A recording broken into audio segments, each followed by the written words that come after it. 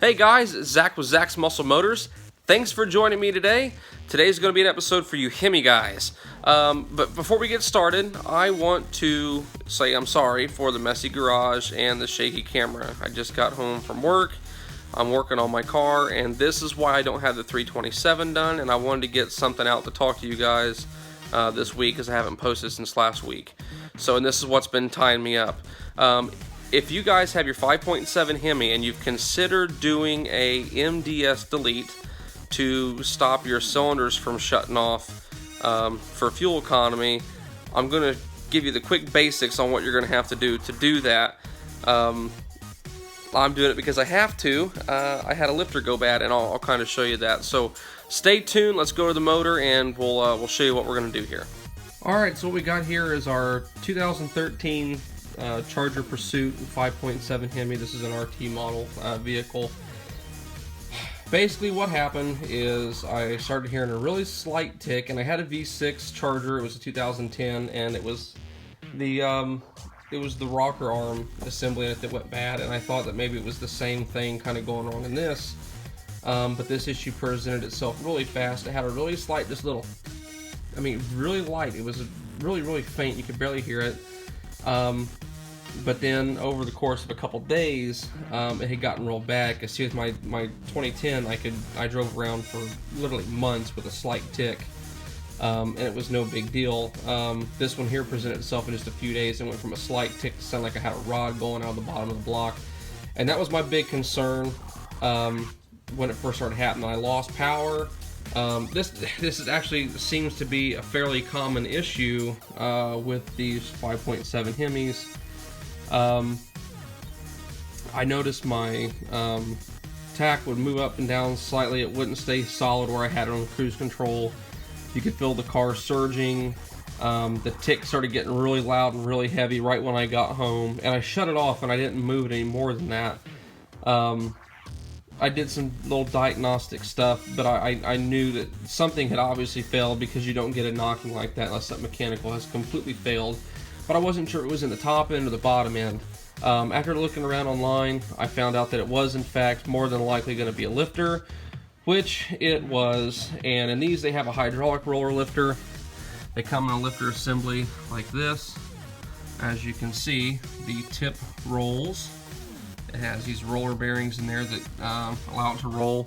And I'm going to do a camshaft video on the difference between solid lift and hydraulic lift and roller and flat tappets here pretty soon. So you'll see these again. But basically, this is the lifter right here that went bad. As you can see, it got clear down into the skirts. It was banging to beat the band.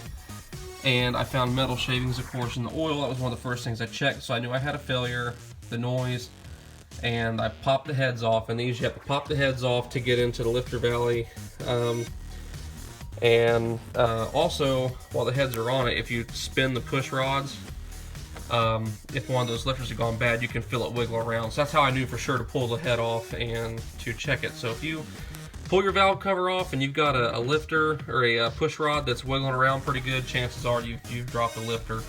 And that's exactly what's happened here. Now, so for me, I ordered these mailing lifters, part number JBK-7521. These were like $66 a piece. I ordered them through Advanced Auto Parts. These are non-MDS lifters, and what some people refer to as the 6.1 lifters. I'm not a big new generation Hemi guy, so I can't really tell you for sure. I don't know a whole lot about these yet. I'm just more of an old school motor guy, but I'm trying to learn some of this new stuff, so just bear with me, we can learn together. The bottom line, I ordered these lifters. I figured I don't want to spend $155 on a set of 4 lifters for the MDS lifters when I can order the non-MDS lifters and do a delete on the MDS system, so I have 8 cylinders all the time. Not really concerned about the fuel economy, so I did an MDS delete. It's cheaper. So you have a couple options, and I'm doing this video because I couldn't find a lot of information online, so that's why we're here. Your MDS solenoid is here. It's broken. I literally had to bust these out of their saddles because they're so far gone and junk. And honestly, I don't know exactly how these work.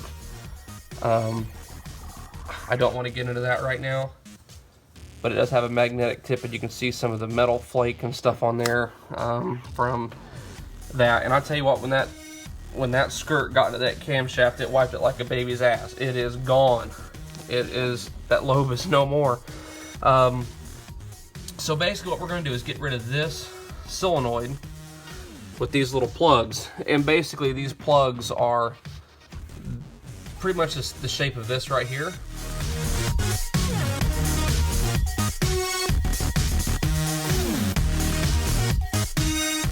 They have this top locking ring or clamp, whatever you want to call it, and then you have basically the bottom. It has two seals on it. That's all these are. You pop those out and you put these plugs in. So you have that option. Those are $12 and something a piece through Summit and Jegs. A little bit pricey for what they are if you ask me, but there's 4 of them. And then you get your cam position sensor here, and then 1, 2, 3, and 4 MDS plugs to do away with those solenoids. Now, I also read that you can leave these solenoids in there, just unplug them, and you get a tuner, like a Diablo tuner, and turn the MDS off. Some of them you can turn the MDS off on the dashboard and stuff, but you may have to do that every time you get in the car, so it's kind of a pain in the ass. Just get you a tuner and do it, or do your MDS delete plugs like this. So that's pretty much it. I don't know, I don't have a lot of technical stuff on it. Like I said, I'm an old school Chevy Ford Mopar guy with the old Gen 1, Gen 2 block kind of stuff. This stuff's kind of new to me, so, but I didn't see really any information out here on plugs and MDS deletes and really how to get to them. And of course all this sits underneath your intake and everything. But that's pretty much it. So you can do your new lifters. You cannot use these non-MDS lifters with the solenoids activated. They will not work. You'll have to make sure if you're going to leave the MDS system on that you use MDS lifters. You can't use the non-MDS with the MDS system. So also keep that in mind. So if you don't mind spending the extra money and you want to keep your fuel economy, spend the $300. No, I'm sorry. It has to be $600. So you've got to have 4 of these. There's 4 sets, 2 on each side of these lifters at $150 a pop. So you're looking at $600 for lifters, you know, versus your $240 or whatever it was I spent on lifters and your plugs to delete the system. So, but that's pretty much it. And then you just use your stock bolts to clamp them down. So that's your MDS delete system in a nutshell. So I hope that helps somebody out there. Stay tuned for my next videos. Go to my Facebook page, Zach's Muscle Motors. You can find me on Twitter, Zach's Muscle. I'm also on Instagram, and make sure you subscribe to my channel for more videos coming up. I appreciate it. We're getting really close to 1 million views. I'm going to do 1 million view t-shirts. So if you guys are interested in those, it's going to be a slightly different logo. It's going to be a lot nicer, so stay tuned for that as well. And the closer we get to that 1 million, I'll put some information about the t-shirts. But there you go. There's your MDS Delete kit on your, I guess, your 3rd generation Hemis for your Chrysler 300s, whatever, Hemi Chargers and Hemi Challengers and pickup trucks. So if you want to do your delete, there you go. Thanks for stopping by, guys. See you on the next video.